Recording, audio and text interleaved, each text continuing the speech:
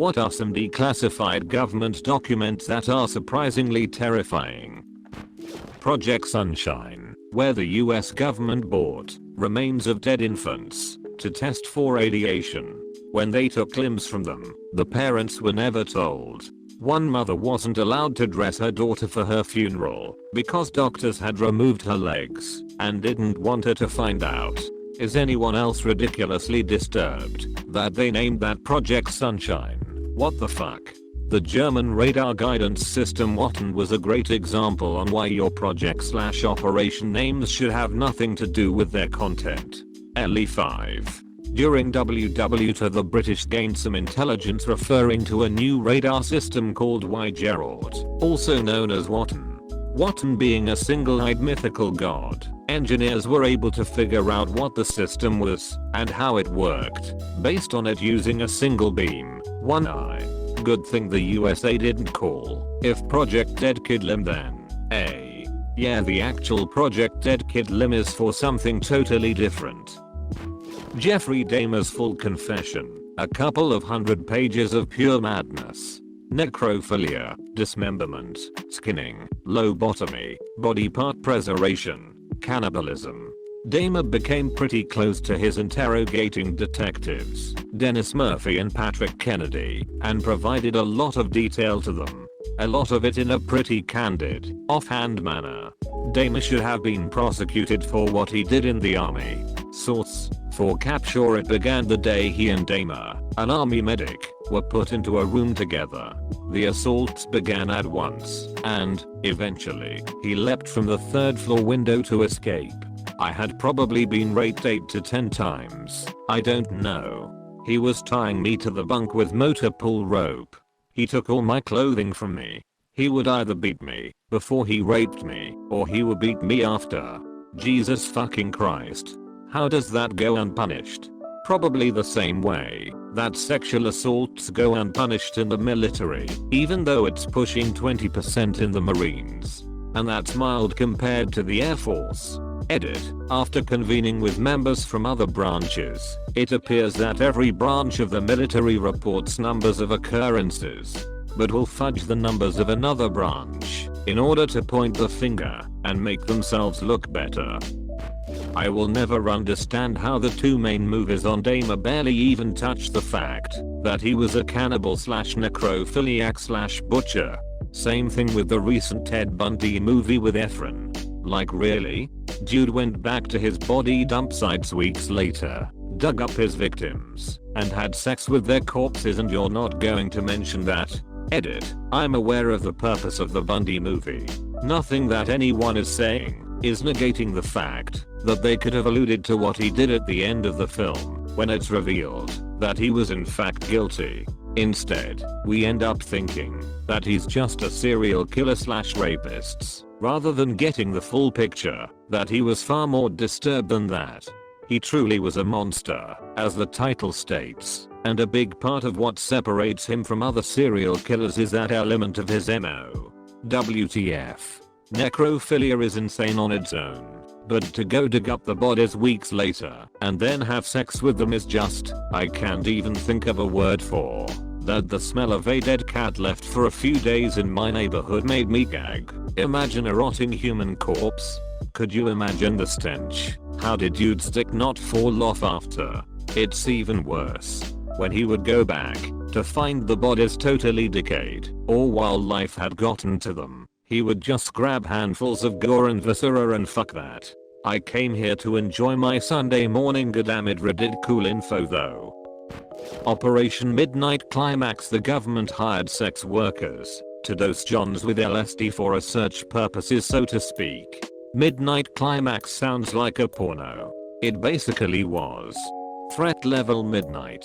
Jump to the right and shake a hand. Jump to the left and you shake that hand. Meet new friends. Tie some yarn.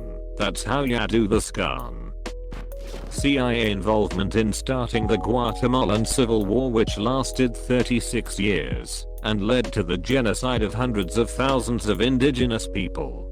Hoopsie daisy point, very big hoopsie. A whole bouquet of hoopsie daisies. And set up the country for the shit show that is Guatemala today. just like Nicaragua. Guatemala is a beautiful country and the people are also beautiful, but, as one taxi driver said to me, 25 families own everything in the country. Corruption is rife and the destabilization caused by the involvement of the US has been devastating for the country and its people.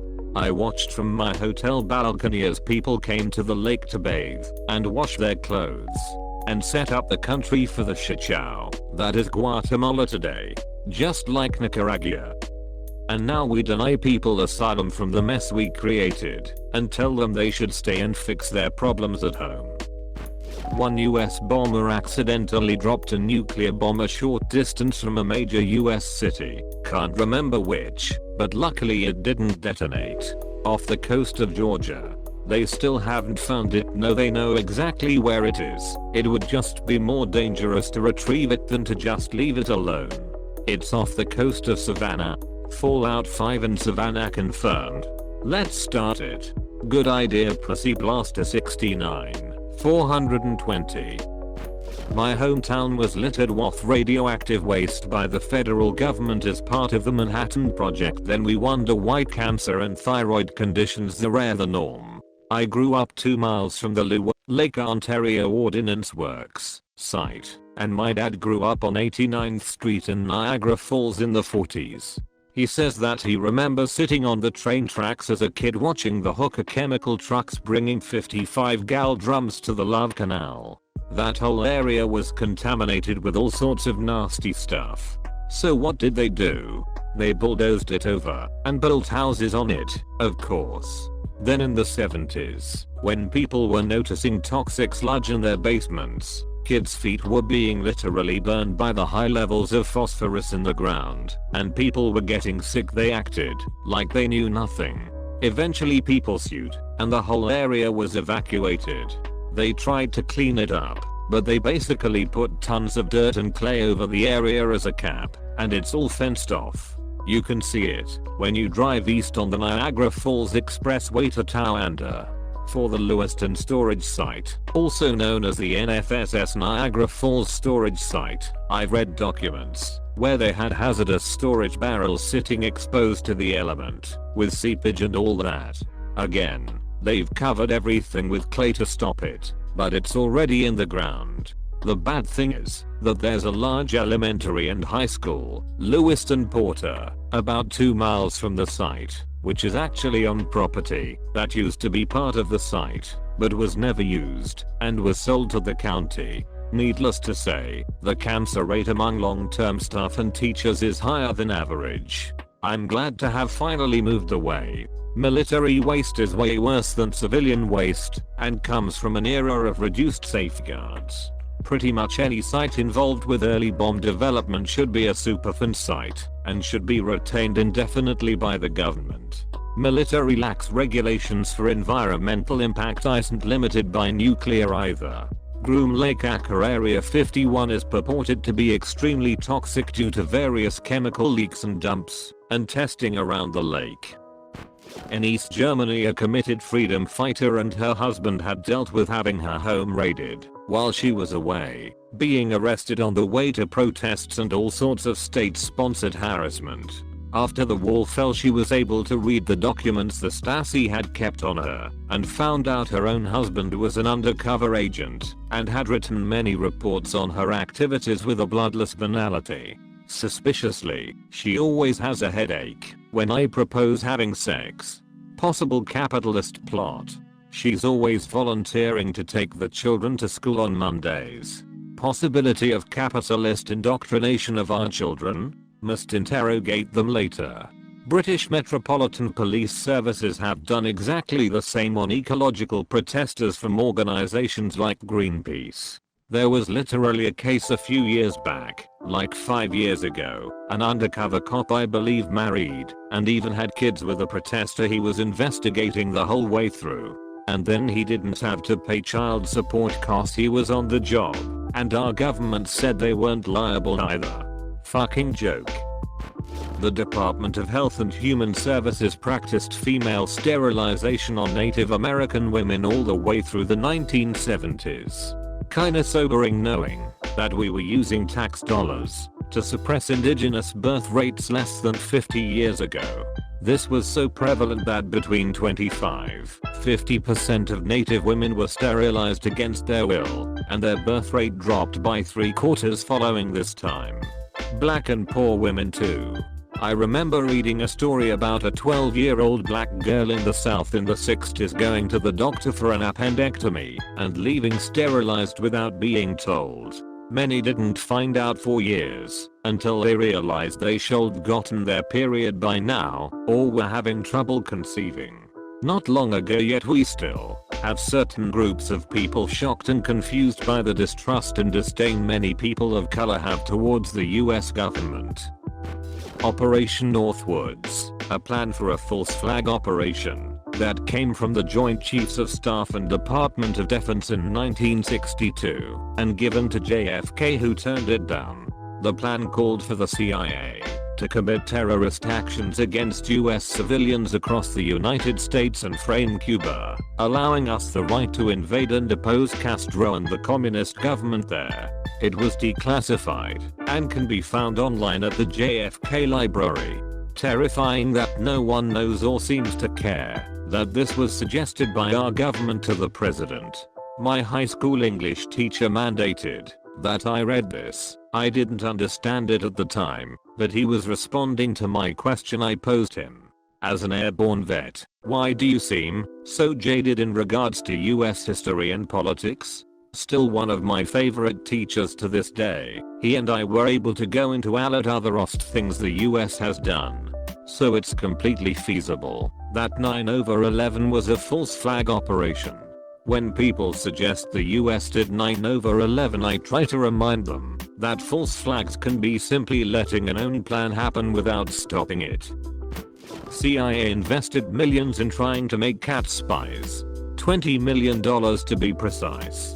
I don't know, the way my friend's cat is staring at me right now, maybe they succeeded. Don't worry, they were only able to successfully make one working spy cat, and it got run over by a truck shortly after deployment. The project was called Acoustic Kitty. Know why it didn't work? Test #1, their very first spy cat ever ran into the street and was hit by a car. They decided to not continue.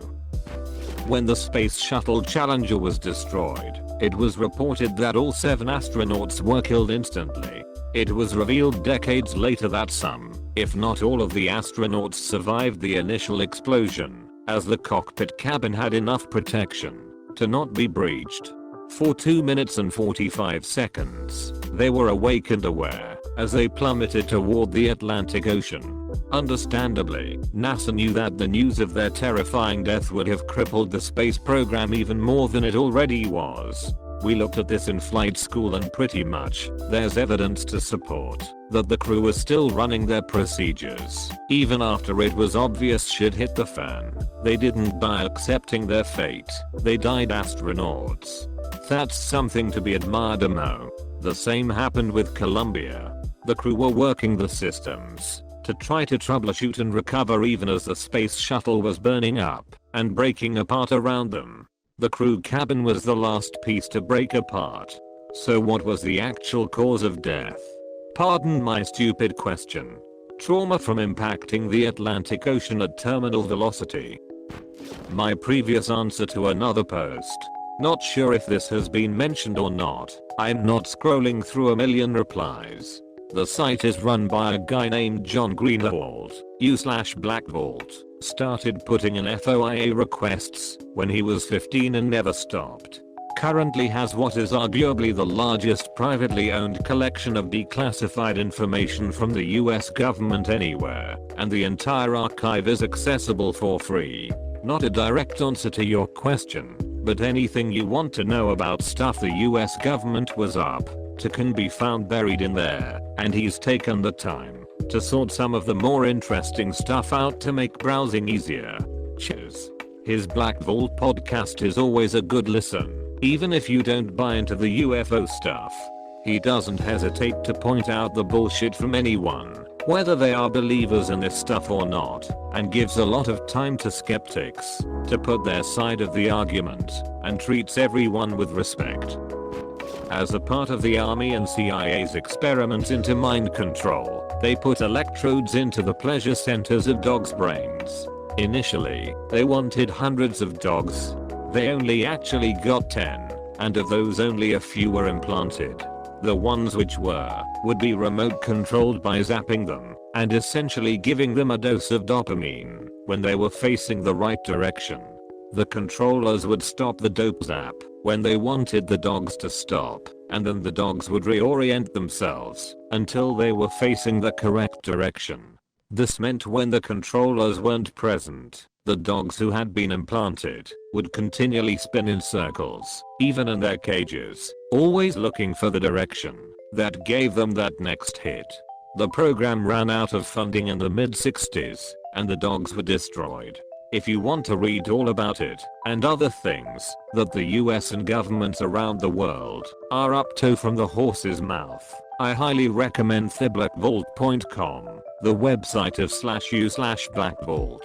Here's 100-ish pages of what I described above, helpfully foiled and archived thanks to his hard work. Edit for some bright side. Via the same source we get remote control of ward dogs, remotely controlled scout dog, June 1974, wherein we learn that we can just train dogs. They respond to audio and visual cues, and can be trained to turn on command at long distances by playing a tone over the radio. The dogs were destroyed. This isn't any different than what happens to animals in experiments today sadly. They cut them open and look inside to make sure they are okay. Were the destroyed dogs okay?